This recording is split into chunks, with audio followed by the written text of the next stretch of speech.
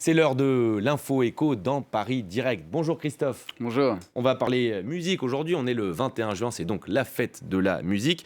Un secteur musical très sinistré après 8 mois de fermeture, plus dans certains cas. Oui, un secteur qui a été effectivement extrêmement touché par les restrictions sanitaires, les confinements, pas seulement en France, dans le monde entier et particulièrement donc en Europe. Selon une étude d'EY pour le groupe européen des sociétés d'auteurs et de compositeurs, le secteur a subi un manque à gagner de 18 milliards d'euros au niveau européen, rien qu'en 2020, soit une chute de 76% de son chiffre d'affaires, une chute qui s'explique par l'annulation généralisée des concerts et des festivals, mais aussi par la fermeture des établissements qui diffusent de la musique pendant une partie de l'année, les bars, les boîtes de nuit, et qui reversent des droits d'auteur par des organismes comme on les connaît en France, la SACEM par exemple. Cette chute, elle intervient alors qu'avant la crise, le secteur était en pleine croissance entre 2013 et 2019. On le voit ici, le secteur avait cru de 26%, passant de 24 milliards d'euros de chiffre d'affaires au niveau européen à 31 milliards d'euros. Des concerts et des festivals qui commencent tout doucement à repointer le bout de leur nez en France et en Europe. Ils peuvent recommencer, mais avec un protocole sanitaire tout de même assez strict. Ici en France, par exemple, la jauge pour l'instant elle est de 65%. Les événements sont limités à 5000 spectateurs. Et lorsqu'il y a plus de 1000 personnes, il faut présenter un pass sanitaire à l'entrée. Ce sera d'ailleurs le cas en partie aujourd'hui pour la fête de la musique, qui ne sera réellement pas une fête de la musique comme une autre. En France, par exemple, les concerts improvisés, ce qui fait finalement la grandeur de cette fête de la musique, ils sont interdits. Ils peuvent avoir lieu dans certains cas dans les bars, mais il faudra rester assis.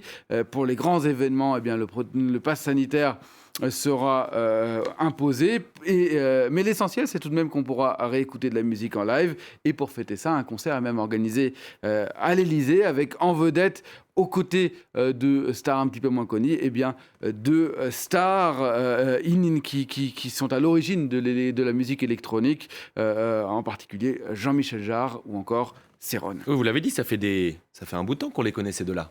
Mais ça fait un bout de temps qu'on les connaît, ces deux-là. Ils nous ont fait beaucoup danser en boîte de nuit. Et d'ailleurs, ce n'est pas un hasard, puisque avant de donner cette fête, Emmanuel Macron recevra ce matin à 10h les représentants du secteur des discothèques qui sont fermés, elles, depuis le mois de mars 2020. Donc, plus de 15 mois de fermeture. Maintenant, alors en Catalogne, vous le disiez, elles ont rouvert hier. Eh bien, en France, elles espèrent pouvoir refaire chauffer leur piste de danse dans les prochaines semaines, idéalement dès le 30 juin prochain. Là aussi, la réouverture devrait être accompagnée d'une jauge assez stricte. Les professionnels évoquent le chiffre de 65% à l'intérieur dans un premier temps, 85% au bout d'un mois et 100% à l'extérieur dès la fin du mois de juillet.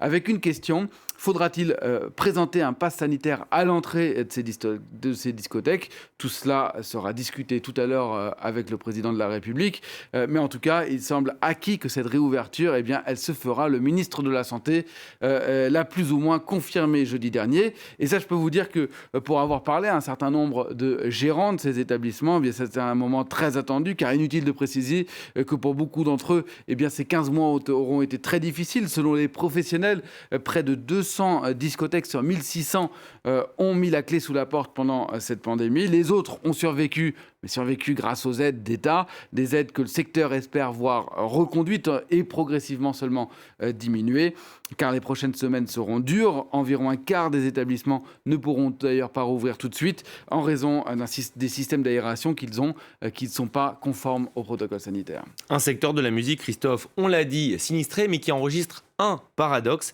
Les ventes d'albums et de singles ont fait plus que résister, on peut le dire.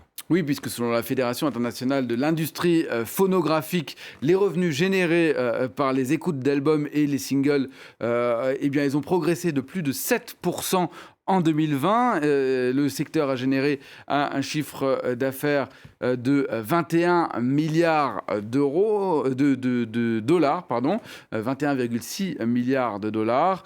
Il revient même progressivement à ces niveaux d'il y a 20 ans où les revenus dépassaient les 23 milliards de dollars. Et ce, grâce au streaming, aux abonnements sur Spotify, sur Deezer, sur Amazon ou Apple Music, pour en citer les principaux, qui ont permis au secteur finalement de retrouver un modèle économique après 20 ans d'une certaine errance, l'époque du téléchargement illégal, souvenez-vous, on disait qu'Internet allait tuer le secteur. Eh bien, pas du tout. On espère que maintenant, avec le retour des performances live, eh bien, des artistes pourront à nouveau nous faire danser, nous faire rêver, que ce soit dans les salles de concert, dans un festival ou bien dans une discothèque ou encore, évidemment, tout simplement à la maison, dans son salon. On n'en doute pas une seconde, ça va être facile. Merci beaucoup Christophe pour votre chronique ce matin.